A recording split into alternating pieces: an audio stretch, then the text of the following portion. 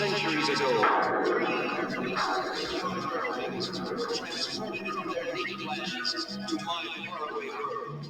Here they were granted astounding powers and eternal youth. Then returned to Earth. Their mission to watch over the human race, helping the good in it to survive and flourish. Welcome back, my fellow agents.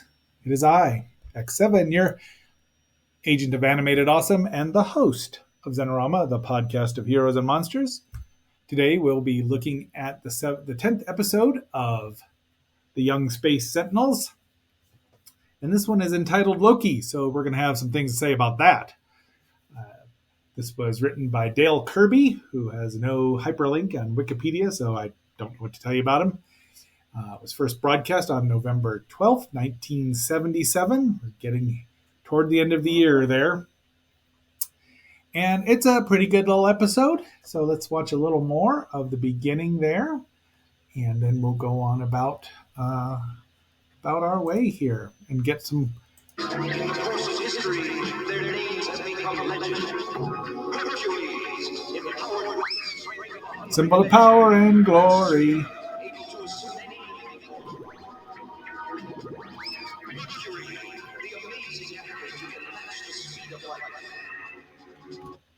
Together with S1 and Mo, they are the Young Space Sentinels.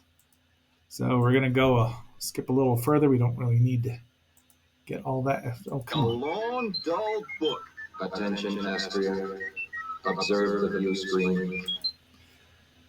So, Loki. Did we miss the beginning there? Oh, actually, that's my fault. Let's see if we can travel back in time there.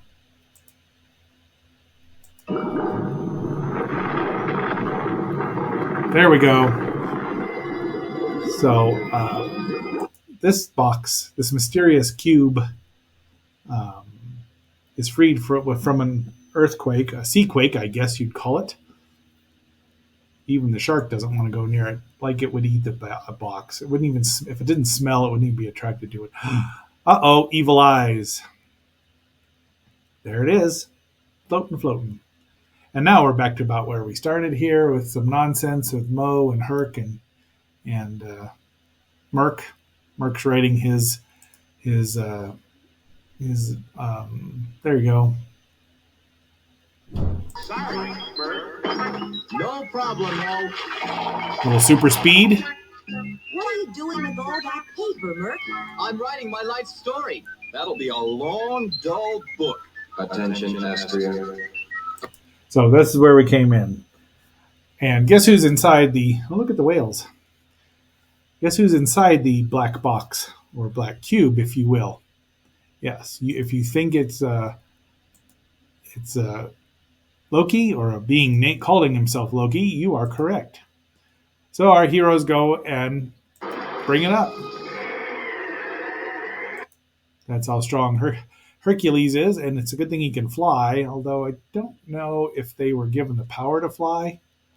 One of the funny things about this at the beginning is that Herc and Merc are making fun of each other in kind of a little barbed way about him, telling him it would be his biography would be a long book, since Mercury is ostensibly Chinese or Asian of some kind, ancient Asian. You think he'd write it in characters, or would he use English, since they all speak colloquial English? They must get out and about in society, don't you think? I would think. So they're going to open this because they're dumb. Keep it up. There he is. Man, this is really weird. The Young Sentinels. This must be Hercules, strong and brave. I think you've got the wrong guy. And Speedy Mercury. See what I mean about them being barbed? That's me, all right. But who are you? And the lovely Astria. Who are you? And why were you floating around in a box? I am Loki, and that is not just a box, little one. I'm not so little. So that does not look like any representation of Loki I've ever seen. he's obviously from another dimension where he was exiled to Earth. Spoiler alert. And he's not going back. Why he would be afraid of an elephant? He's he's 10 feet tall if he's a minute, because that makes sense. He's already sent Herc and Merc over to his dimension, the planet that he lives on or was exiled from. Which, look at that dimensional door. Those are always cool looking, I think, when they happen, even cartoons or anything. This is that other dimension Loki was talking about. If he thinks this place is beautiful, I'd hate to see an ugly one. Well, it looks like we'll be here a while, so let's check it out. That's, common sense there. Now, Loki must be stopped. Yeah, he wants to go back to his dimension and take it over. Now, the only other person we see in the dimension is a being. Well, first he actually takes over the spacecraft. Where'd that fire come from? There we go. Nice looking dragon head. Does that answer your question? With the Minotaur writing it. The mythologies in this dimension are a bit confused. Loki, this being called Loki, who is not the god of mischief and the trickster god, who is not the god of evil, no matter what Marvel said. I mean, in the Norse mythology and belief system, he was responsible for things that could be considered evil, but it's because he got bored, I think. But he helped out the gods, his brothers, quite a lot. I mean, many times. So, I mean, obviously Loki has undertaken gotten a much needed revision, thanks to Tom Hiddleston's portrayal of Loki in later movies. The first one, he was pretty darn evil in the first one, and I'm glad he was in the first Avengers movie, since he was responsible for bringing the Avengers together. So they're trying to get away from these dragons and Minotaur riders, and Astria is looking for Loki. This one has a lot of power. He's got some sort of immobile ray. Here I am, Astria. Watch.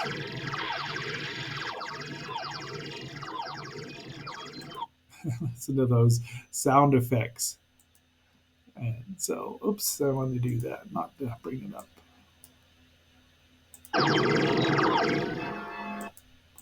Now the spaceship is mine. So this is the first time their actual base has been taken over. And this has got to be at least a pretty good-sized ship, don't you think? Here's whatever you want to call that city, which is pretty cool looking. And they're still being menaced because they can't get inside, which obviously they need to be because these dragon riders are running around. There is Balder. Balder the Brave, who brings him in. And then we get a little more exposition here. I know who you are. Does everyone from this dimension read minds? Loki reads minds. I have this brain scanner to do it for me. Then you know your friend Loki has played some dirty tricks on us. Loki is no friend. He is a criminal. I am the one who imprisoned him. Then you can help us get back to our dimension.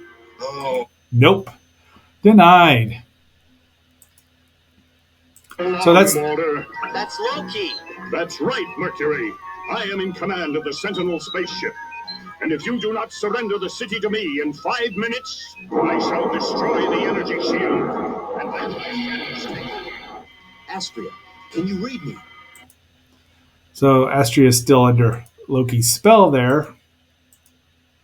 I'm sorry about the pixelation, but when you download it, she's out. Oops. In the storeroom.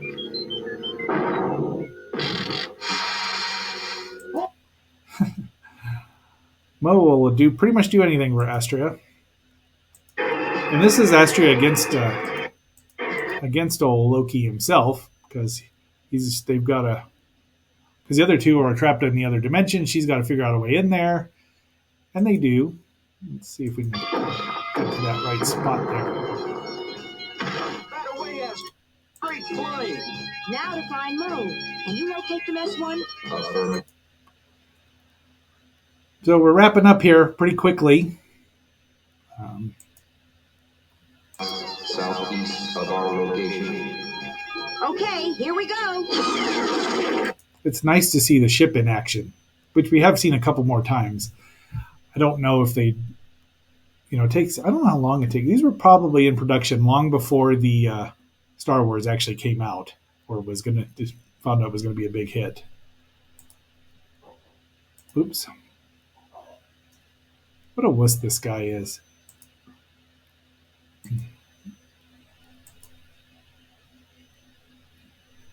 Loki. See, here would be a, oh, there's the denouement. Zinged himself. Oops. So there we go. We're going to wrap it up here.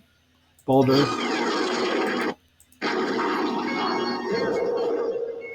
That's the only way they can get back is through the doorway. And then it will be, because when the ship came through, which took us, Astria with them, it brought somehow it brought the door through, or the cube with it. The cube's like a pylon or maybe a TARDIS. Tell me. 2 seconds to fly through.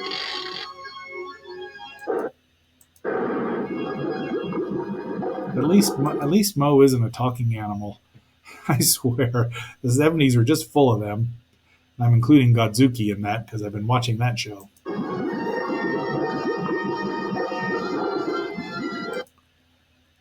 And Filmation always had great looking cartoons, even if they didn't have the best animation. They'd been doing rotoscoping here since Tarzan, so as I've said before, so it looks. I mean, they've really improved, and this is one of their top-notch cartoons. I'm just sure of that. And now we get the denouement, or the end. We made it!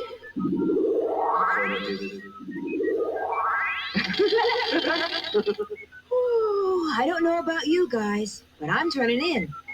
Night. Good night, Hercules. You think? Yeah, I bet you she's. That Loki was really a mixed-up guy.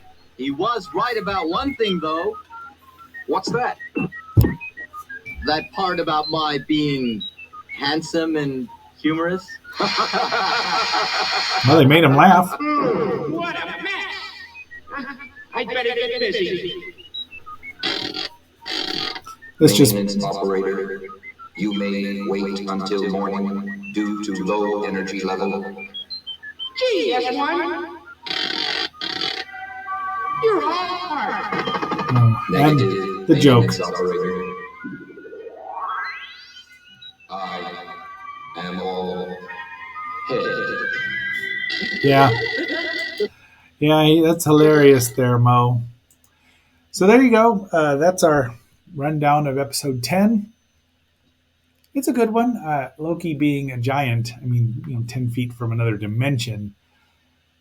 And Balder. Now there's nothing, they don't try to tie it into any Norse myths or beliefs. They're just too happy. And they're talking in English, so perhaps that's just the universal translator.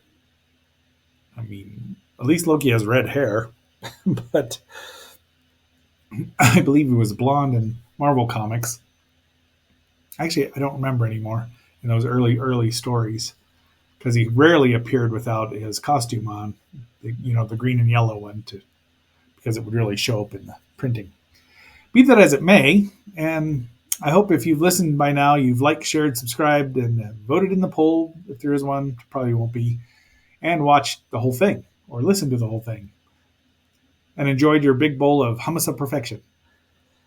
But until our next assignment, which will be tomorrow, and possibly could be a celebration of 70 years plus 2 days of Godzilla, I've rearranged some thoughts about that. And I've got to go through, I've got to put a folder together of the pictures I want to use. But until our next assignment, this is X7 signing off.